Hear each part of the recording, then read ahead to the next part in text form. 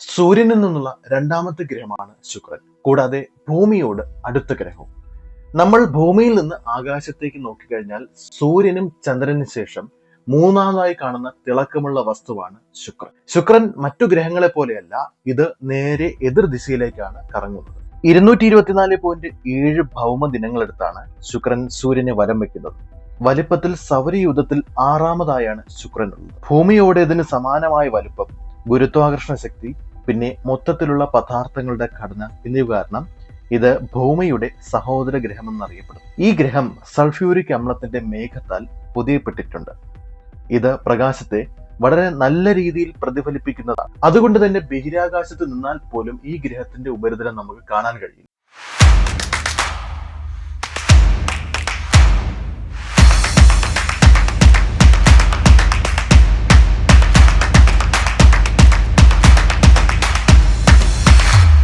മറ്റ് ഗ്രഹങ്ങളെക്കാളേറെ വളരെ കട്ടിയുള്ള അന്തരീക്ഷമാണ് ശുക്രൻ ഉള്ളത്. ഈ ഒരു അന്തരീക്ഷം ഇവിടുത്തെ ചൂടിനെ ഒരിക്കലും പുറത്തേക്ക് കിടക്കാൻ അനുവദിക്കില്ല.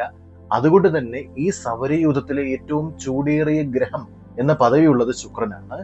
ലെഡിനെ വരെ ഉരുക്കാനുള്ള ശേഷി ഇവിടുത്തെ താപത്തിനുണ്ട്. വീനസിന്റെ പ്രതലത്തിൽ ധാരാളം സജീവമായിരിക്കുന്ന അഗ്നിപർവ്വതങ്ങളും വികലമായി കിടക്കുന്ന മലനിരകളും. ശുക്രന്റെ അന്തരീക്ഷത്തിന്റെ ഭൂരിഭാഗവും കാർബൺ ഡൈ ഓക്സൈഡാണ്. ഇതിന് കാരണമെന്ന് പറയുന്നത് ശുക്രനിലുള്ള പാറകളിലോ മറ്റു പദാർത്ഥങ്ങളിലോ ഒന്നും തന്നെ ഈ കാർബണിനെ ആഗിരണം ചെയ്തെടുക്കാനുള്ള ശേഷിയില്ല എന്ന കാരണത്താലാണ്. ഈ അന്തരീക്ഷത്തിന്റെ 96.5% കാർബൺ ഡൈ ഓക്സൈഡ് ആണെങ്കിൽ ബാക്കി 3.5% നൈട്രജനുമാണ്. ഭൂമിയിലേതിനു പോലെയുള്ള സമുദ്രങ്ങൾ ശുക്രനിൽ നേരത്തെ ഉണ്ടായിരുന്നെങ്കിലും ഇവിടുത്തെ വർദ്ധിച്ചു വന്ന താപനിലയാണ് ഈ ജലത്തെ ബാഷ്പീകരിച്ച് മരുഭൂമിയെ പോലെ പാറക്കെട്ടുകൾ മാത്രമാക്കി അവശേഷിപ്പിച്ചത്. വീനസ് എന്ന് പറയുന്നത് ഒരു ഗ്രീക്ക് ദേവതയുടെ പേരാണ്. പണ്ട് കാലത്ത് ഗ്രീക്കിലെ പ്രണയത്തിന്റെയും സൗന്ദര്യത്തിന്റെയും ദേവതയായിരുന്നു ഈ വീനസ് എന്ന് പറയുന്നത്. അഫ്രോഡൈറ്റ് എന്നും ഈ ദേവതയെ വിളിക്കാറുണ്ട്. ഈ സൗരയൂഥത്തിലെ ഫീമെയിൽ നെയിമുള്ള ഏക ഒരു പ്ലാനറ്റ് വീനസ് അല്ലെങ്കിൽ നമ്മുടെ ശുക്രനാണ്. ഇതിനിടയിൽ വേറൊരു കാര്യം കൂടി ഞാൻ പറയാം. എന്തുകൊണ്ടാണ് സൗരയൂഥത്തിലുള്ള ഈ ഗ്രഹങ്ങൾക്ക് ഗ്രീക്ക് ദേവന്മാർ അല്ലെങ്കിൽ ദേവതകളുടെയൊക്കെ പേര് കൊടുത്തിരിക്കും? പണ്ട് കാലത്ത് റോമാക്കാർക്ക് ആകാശത്ത് തെളിഞ്ഞു കാണാമായിരുന്നത് സൂര്യൻ, ചന്ദ്രൻ എന്നിവ കഴിഞ്ഞാൽ 5 ഗ്രഹങ്ങളാണുള്ളത്. അതായത് മെർക്കുറി, വീനസ്, മാർസ്, ജൂപ്പിറ്റർ, പിന്നെ സാറ്റർൻ. അപ്പോൾ ഇങ്ങനെ കാണാമായിരുന്നത് കൊണ്ട് അവർ വിചാരിച്ചത് ഇതൊക്കെ അവരുടെ ദൈവങ്ങളുടെ പ്രതീകങ്ങളായിരിക്കാമെന്നതാണ്. അതുകൊണ്ടാണ് ഈ ഗ്രഹങ്ങൾക്കെല്ലാം തന്നെ ഈ ഗ്രീക്കുകാരുടെ ദൈവങ്ങളുടെ പേരിട്ട് കൊടുത്തു. ശുക്രനിൽ ജീവന് സാധ്യതയുണ്ടോ എന്ന് ചോദിച്ചു കഴിഞ്ഞാൽ നമ്മുടെ ഭൂമിയെ പോലെ തന്നെ ആയിരുന്ന ഒരു ഗ്രഹമായിരുന്നു ഈ ശുക്രൻ എന്ന് പറയുന്നത്. അതായത് ഭൂമിയുടെയും ശുക്രന്റെയും തുടക്കം എന്ന് പറയുന്നത് ഏകദേശം ഒരേപോലെ തന്നെ ആയിരുന്നു. ഇപ്പോഴും ഇവ രണ്ടിന്റെയും ഘടന പോലും ഒരേപോലെയാണ്. എന്നാൽ പലതരത്തിലുള്ള വ്യത്യാസങ്ങൾ കാരണം ഇവിടെ ജീവന്റെ അതിജീവനം എന്ന് പറയുന്നത് അസാധ്യമാണ്. ശുക്രന്റെ പ്രതലത്തിൽ നിന്നും 50 കിലോമീറ്റർ മുകളിൽ 30 മുതൽ 70 ഡിഗ്രി സെൽഷ്യസ് വരെയാണ് താപനില.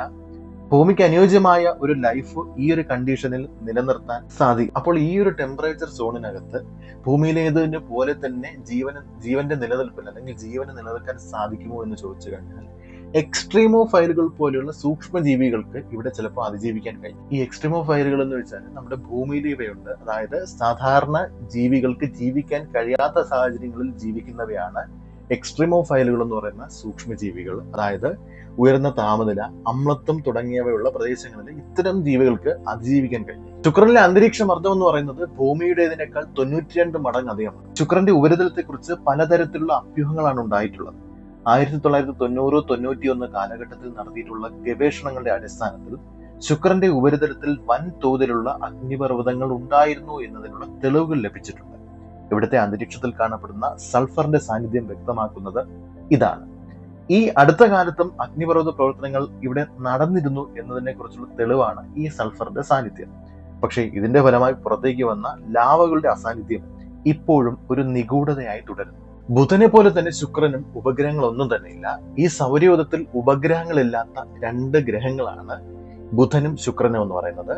എന്നാൽ ശുക്രൻ ഉപഗ്രഹങ്ങൾ ഇല്ലെങ്കിൽ കൂടി തന്നെ സൂസ് വി എന്ന് വിളിക്കുന്ന ഒരു ക്വാസി മൂൺ ശുക്രനും. ക്വാസി മൂൺ അല്ലെങ്കിൽ ക്വാസി സാറ്റലൈറ്റ് എന്ന് പറയുന്നത് ഒരു ഗ്രഹത്തിന്റെ അടുത്ത് നിന്നുകൊണ്ട് തന്നെ സൂര്യനെ വലം വയ്ക്കുന്ന ചിഹ്ന ഗ്രഹങ്ങളാണ്. ഈ ഗ്രഹത്തെ അപേക്ഷിച്ച് ഇത്തരം മൂണുകളുടെ ഓർബിറ്റ് ഒരിക്കലും സ്റ്റേബിൾ അല്ല. ഇത് എപ്പോൾ വേണമെങ്കിലും ഈ ഗ്രഹത്തെ ഉപേക്ഷിച്ച് പോകാവുന്നതുമാണ്. ശാസ്ത്രജ്ഞർ ഇപ്പോഴും ഗവേഷണം നടത്തിക്കൊണ്ടിരിക്കുന്ന ഒരു കാര്യമാണ് എങ്ങനെയാണ് ഒരേപോലെയുള്ള 2 ഗ്രഹങ്ങൾക്ക് 2 വ്യത്യസ്തമായിട്ടുള്ള അവസ്ഥകൾ കൈവന്നത് എന്നതിനെ കുറിച്ച്. അതായത് ശുക്രനെയും ഭൂമിയും എടുത്തു നോക്കുമ്പോൾ ഒരേ ആകൃതിയാണുള്ളത്, ഒരേ ഇന്റേണൽ സ്ട്രക്ചർ ആണുള്ളത്. അതുപോലെ തന്നെ ഈ ഗ്രഹങ്ങൾ ഫോം ചെയ്യുന്ന ആ സമയങ്ങളിൽ ഇതിൽ കടലുണ്ടായിരുന്നു. ഈ 2 ഗ്രഹങ്ങളിലും കടലുകൾ ഉണ്ടായിരുന്നു.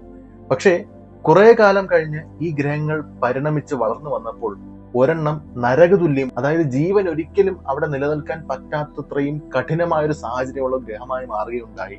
എങ്കിൽ മറ്റേ ഗ്രഹം ജീവന് അനുയോജ്യമായ തരത്തിലുള്ള രീതിയിൽ രൂപപ്പെട്ടു വരികയും ചെയ്യും. എന്തുകൊണ്ടാണ് ഇവിടെ ഇങ്ങനെ ഉണ്ടാകുന്നത്? അപ്പോൾ ഇവിടെ വീനസിന്റെ ഫോർമേഷനെ കുറിച്ചുള്ള എന്തെങ്കിലും ഒരു തെളിവ്, അല്ലെങ്കിൽ എങ്ങനെയാണ് ശുക്രൻ ഉണ്ടായത് എന്നതിനെ കുറിച്ചുള്ള ഒരു ഉത്തരം ലഭിച്ചു കഴിഞ്ഞാൽ ഭൂമിയുടെ ഫോർമേഷനെ കുറിച്ചുള്ള ഉത്തരം കിട്ടും. അതുപോലെ തന്നെ നക്ഷത്രങ്ങളെ വലം വെച്ചുകൊണ്ടിരിക്കുന്ന മറ്റു ടെറസ്ട്രിയൽ ഗ്രഹങ്ങളുടെ ഫോർമേഷനെ കുറിച്ചുള്ള ഉത്തരവും നമുക്ക് ഇതിലൂടെ ലഭിക്കും. വീനസിന്റെ ഘടനയെ കുറിച്ച് പറയുകയാണെങ്കിൽ, ഇപ്പോൾ ഭൂമിയെയും വീനസിനെയും എടുത്ത് കട്ട് ചെയ്ത് വെക്കുകയാണെങ്കിൽ രണ്ടിന്റെയും ഇന്റേണൽ ആയിട്ടുള്ള ഭാഗങ്ങളെല്ലാം ഒരുപോലെ ആയിരിക്കും. അതായത് ഒരു അയൺ കോർ, ഹോട്ട് ആയിട്ടുള്ള റോക്കി മാന്റിൽ, പിന്നെ ഒരു പുറന്തോട്, അങ്ങനെ തുടങ്ങി ഇവ രണ്ടിന്റെയും ആന്തരിക ഘടന എന്ന് പറയുന്നത് ഒരുപോലെയായി. ഭൂമിയിലാണെങ്കിൽ മില്യൺ കണക്കിന് വർഷങ്ങളെടുത്ത് പ്ലേറ്റ് ടെക്ടോണിക്സ് എന്ന പ്രോസസ്സ് വഴി ഭൂഖണ്ഡങ്ങൾ അങ്ങോട്ടും ഇങ്ങോട്ടും ചലിച്ചതിന്റെ ഫലമായാണ് ഇന്നത്തെ ഷേപ്പിൽ എത്തിച്ചേർന്നത്.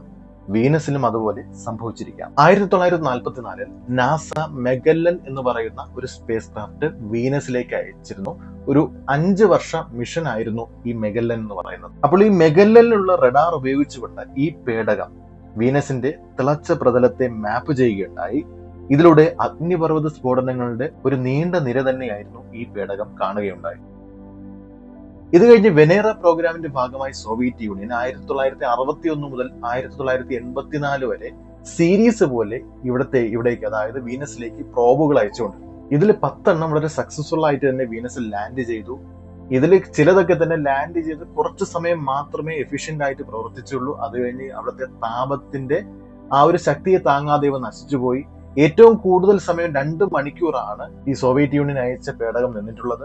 23 മിനിറ്റാണ് ഏറ്റവും കുറഞ്ഞ സമയം ഇവിടെ ഈ ഒരു പേടകം സ്ഥിരീകരിച്ചിട്ടുള്ളത്. നമ്മൾ ഈ കാണുന്നതാണ് സോവിയറ്റ് യൂണിയനിലെ ഏറ്റവും നേരം നിന്ന ആ ഒരു പേടകം എടുത്തിട്ടുള്ള ചിത്രങ്ങൾ എന്ന് പറയുന്നത്. ഇതാണ് ആ പേടകത്തിന്റെ ചിത്രം.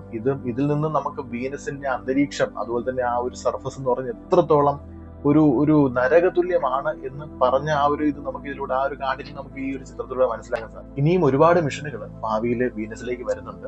നമ്മുടെ ISRO 2028 വീനസ് ഓർബിറ്റൽ മിഷൻ കൊണ്ടുവരുന്നു. പിന്നെ നാസയുടെ വെരിറ്റാസ്, ഡാവിൻ, പിന്നെ യൂറോപ്യൻ സ്പേസ് ഏജൻസിയുടെ എൻവിഷൻ എന്ന് പറയുന്ന ഒരു മിഷൻ, അങ്ങനെ ഒരുപാട് മിഷനുകൾ വീനസിനെ കുറിച്ച് പഠിക്കാനായിട്ട് ഭാവിയിൽ വരുന്നുണ്ട്.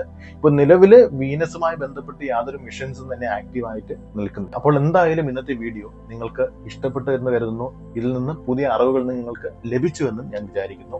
എന്തായാലും ഗ്രഹങ്ങളെക്കുറിച്ചുള്ള വീഡിയോസ് ഇവിടെ അവസാനിക്കുന്നില്ല. തുടർന്നും വീഡിയോസ് ഇതുപോലെ ഉണ്ടായിരിക്കുന്നതാണ്. അപ്പോൾ കീപ് ചാനൽ സബ്സ്ക്രൈബ്, പിന്നെ നോട്ടിഫിക്കേഷൻ ഓൺ ചെയ്തിടുക പുതിയ അപ്ഡേറ്റുകൾക്കായിട്ട്. കൂടാതെ നിങ്ങളുടെ വിലയേറിയ അഭിപ്രായങ്ങൾ കമന്റുകളായിട്ടും രേഖപ്പെടുത്തുക. എന്തായാലും പുതിയൊരു വീഡിയോയുമായി കാണുന്നവരേക്കും ഗുഡ് ബൈ.